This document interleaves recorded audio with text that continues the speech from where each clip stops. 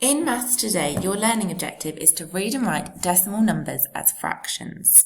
So let's just tune in to our learning objective here. We know decimal numbers are made up usually of a whole number, a decimal point, which looks like a full stop, and then a fractional part of that number. So anything below the decimal point tells us it has a value of less than one whole. Okay?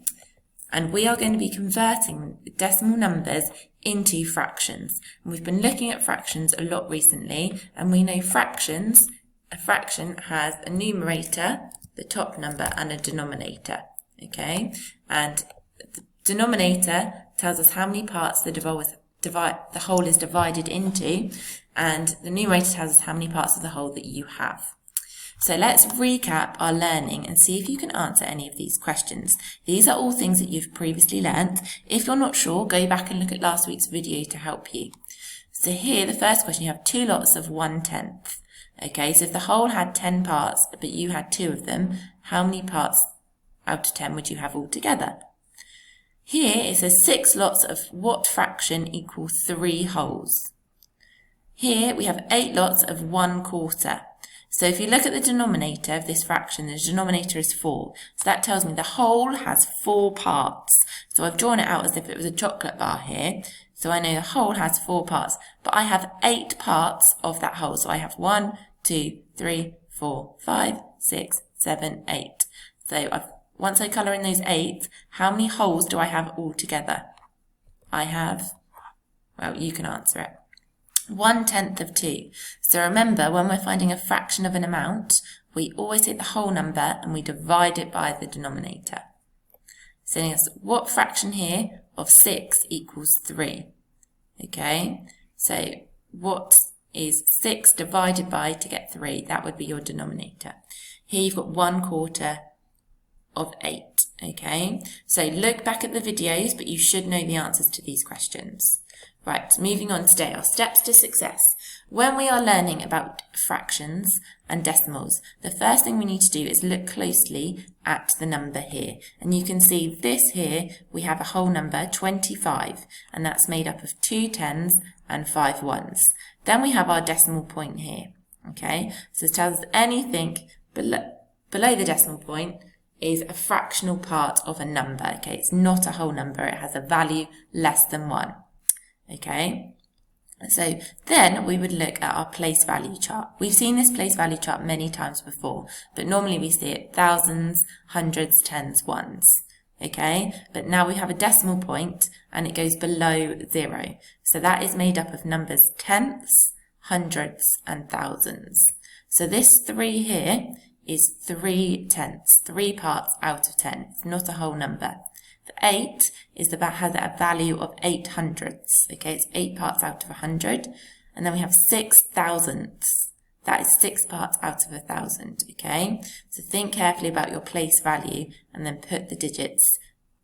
Anything above to the left of the decimal point is a whole number. Anything below is a fractional part of a whole number. Okay, and it has a value less than 1.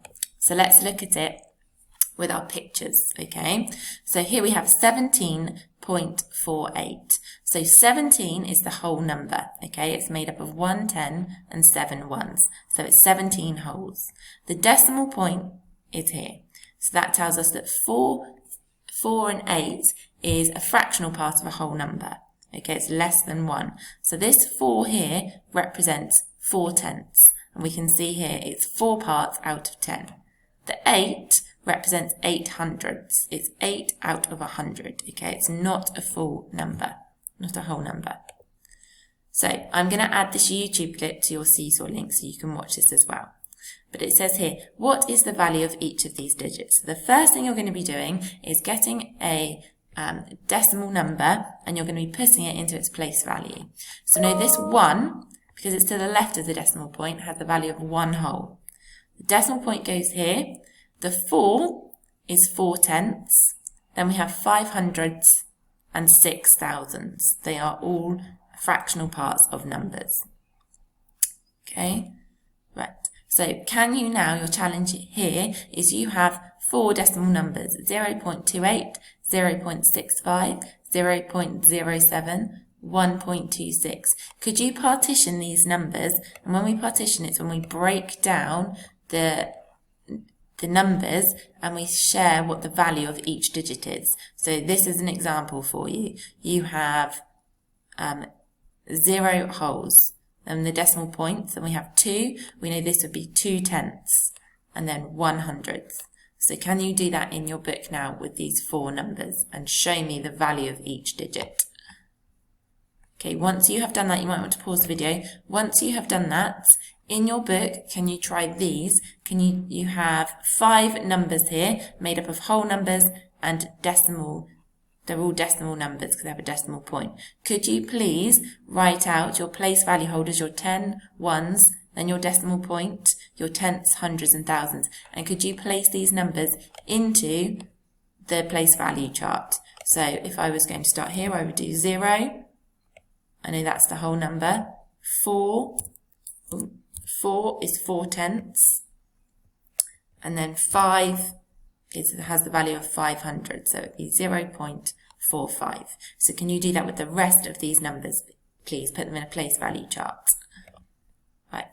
Next, now we're going to look at, now we've looked at what a decimal number is and how to partition it. Now we're going to look at decimals as fractions. So if you have the decimal number here, 0.2. As a fraction, what we would do is we put it into our place value chart here, which we would know is 0 has the value of 0 wholes, decimal point, and then 2/10. So that tells us it's 2 parts out of 10. Now, as the 2 is in the tenths column, that means that the denominator is 10. Okay, so whatever value the 2 is in, it's 2/10. That means it will be the numerator is 2 and the denominator is 10. Okay, so there's 2/10 in 0.2. So, well, we've looked at that and that. Oh, I'm going backwards on the slide, sorry. So, that is 2 parts out of 10. So what we're going to do now is convert some fractions into convert some decimal numbers into fractions. So here, 0.4, you put it in your place value chart, okay, that's 4/10. So now the 4 is in the tenths column, so that means that the denominator will be 10, and that I have 4 parts out of 10, so it's value of 4/10, okay. Now, let's look a little bit into that. Here, if we have 0.64, the first thing we would do is put the number into a place value column. So we put our 0 as the whole number, our 6 would go 6/10, and then the 4 would go in the hundreds. Now, because we look at the last digit, okay, so we'd always look at the last digit. The last digit is 4, so that means it's we're looking at hundreds. So the denominator is 100, okay? And that means we have 64 hundredths. So we always look at where the last digit goes. So we have 64 hundredths, okay? Now here it says, if we were going to do it the opposite way round, 5/10, and we're going to write this as a decimal. So this is a fraction here. We've got our numerator and denominator. Remember that 10 is the denominator, okay? So that the 5 needs to go in the tenths column, okay? So we put the 5 in the tenths column, and then we would know that 0 would be the whole number. So 5/10 as a decimal number is the same as 0.5. Okay, this is when some of you will choose a spicy challenge. This is when it gets a bit tricky. Okay, so what about if there's a whole number in the decimal? So 1.25. If we were going to put this into our place value holder, it would look like this. 1 whole, there would be 2/10 and 5 hundredths. Okay, so when we have a whole number, you have to write it as a mixed number.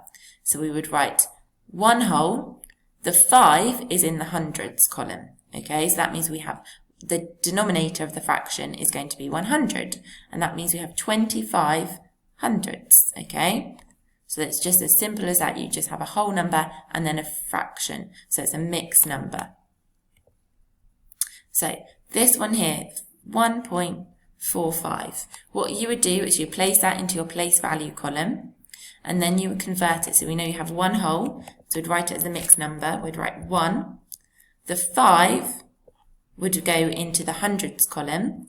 Okay, so that means 100 would be our denominator. Okay, 100 is our denominator, and then we have 4,500. So 45 would be our numerator. Okay, so really simple to convert it as a fraction. Remember to follow the steps to success. Look at the number carefully, put them into the place value column, okay, and then make sure when you're converting a decimal into a fraction, you always look at what the value of the last digit is. The value of the last digit will be the denominator, okay? Right, your task in maths today is to choose a challenge, okay, and then write your answers in your book. So you can choose mild, hot, or spicy. I'll upload these all on to Seesaw for you to look at. Enjoy.